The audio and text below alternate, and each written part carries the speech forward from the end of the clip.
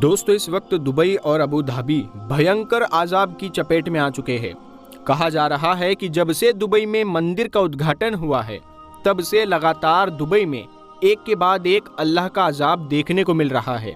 लेकिन इस वक्त दुबई में अल्लाह का ऐसा अजाब नाजिल हुआ है कि जिसने वहाँ के पूरे सिस्टम को हिला कर रख दिया है, यानी कि जिसने दुबई के तमाम निज़ाम को तहस नहस करके रख दिया है, जिसको देखकर दुबई में लोग बुलंद आवाज़ में कलमाए तैयबा का जिक्र करते हुए नजर आ रहे हैं। दोस्तों दुबई, शारजा, अबू धाबी समेत दुबई के कई जगहों पर तूफानी बारिश ने पिछले 75 साल का रिकॉर्ड तोड़ दिया है। परसों दुबई में 5 साल की बारिश चंद घंटों में बरस गई है। आप सोच सकते हैं कितनी खतरनाक बारिश हुई होगी, जिसकी वजह से जगह जगह पर सड़कें डूब गई है।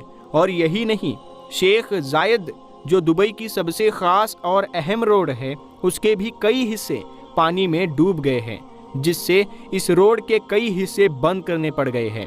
इसके अलावा दुनिया की सबसे ऊंची इमारत बुर्ज खलीफा के सामने भी ढेर सारा पानी जमा हो गया।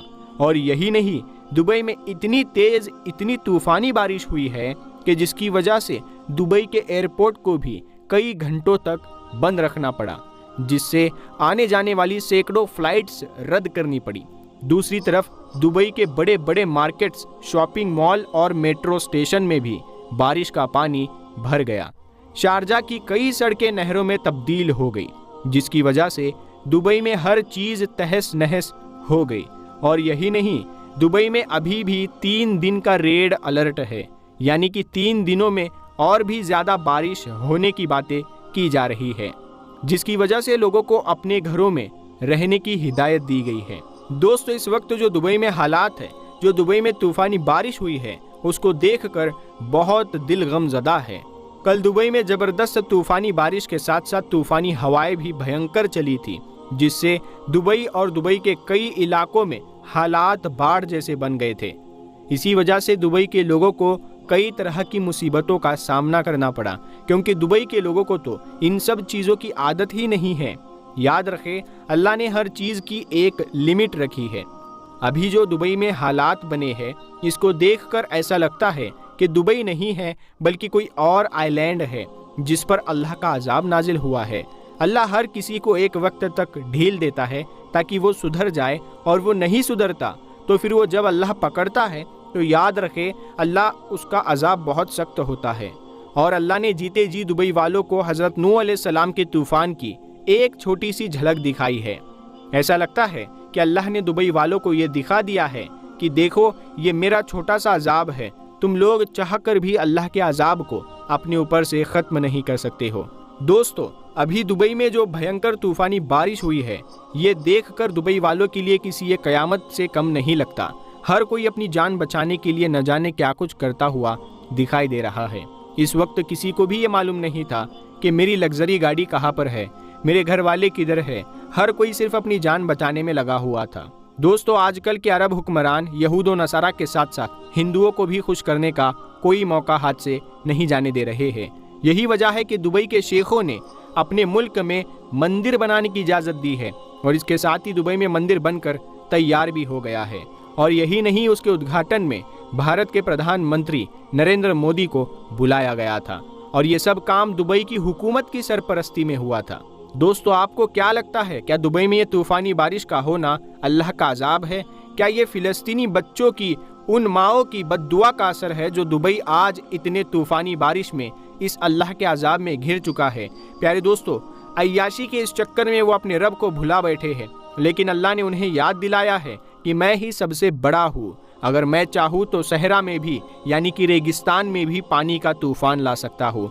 याद रखिए, अल्लाह की ज़ात बहुत बड़ी और बेनियाज है, और जब इंसान अपनी हदों को, अपनी लिमिट को क्रॉस करने लगता है तो फिर अल्लाह इसी तरह से अपने बंदों को वार्निंग ज़रूर देता है।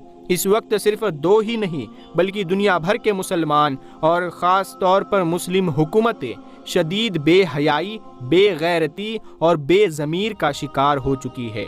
मगर याद रखे, अगर हमारे साथ अल्लाह के प्यारे नबी हज़रत मोहम्मद सल्लल्लाहु ताला अलैहि वसल्लम की दुआ ना होती तो अब तक ना जाने कितनी ही बार ہم پر اللہ کا عذاب نازل ہو چکا ہوتا، اور یہی نہیں اب تک دنیا کے تمام مسلمان بھی مٹ چکے ہوتے۔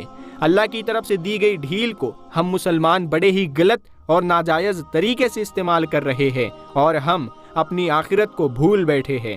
یاد رکھے، قرآن پاک میں اللہ تعالیٰ نے صاف طور پر یہود و نصارہ اور دیگر غیر مسلمانوں کے ساتھ غیر ضروری دوستی کرنے سے مکمل طور پر منع فرمایا ہے، اور ساتھ ہی ساتھ یہ بھی فرمایا گیا کہ یہ لوگ کبھی بھی تمہارے دوست خیر خواہ نہیں ہو سکتے۔ اس کے باوجود قرآن پاک اور اسلام کی خلاف ورزی اپنے پوری شدت کے ساتھ میں عرب میں لگاتار جاری ہے۔ دوستو، ایسے تمام کے تمام اعمال اللہ کے نزدیک ایک نہایت ہی ناپسندیدہ عمل ہے۔